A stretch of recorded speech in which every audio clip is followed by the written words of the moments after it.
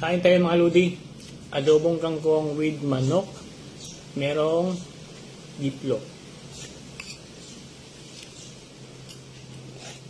Napakasarap. Spicy yung kangkong. Tapos, meron akong manok, meron akong biplok. In-slice ko lang, isinama ko sa kangkong. Pili, wow, yummy.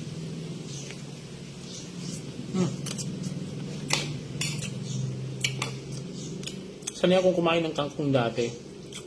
Ano pa ako? Elementary. Ito yung niluluto namin magbabarkada. Inaadobo namin yung kangkong. Kaya, sanay akong kumain ng kangkong.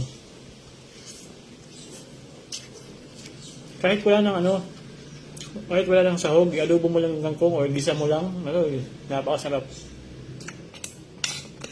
Lagyan mo lang ng pampalasa. Swak na, dati wala namang magic sarap. Toyo lang naman. Saka Ajinomoto. Masarap talaga ng kangkong. Tapos ito, bitlop, leftover, slice ko lang.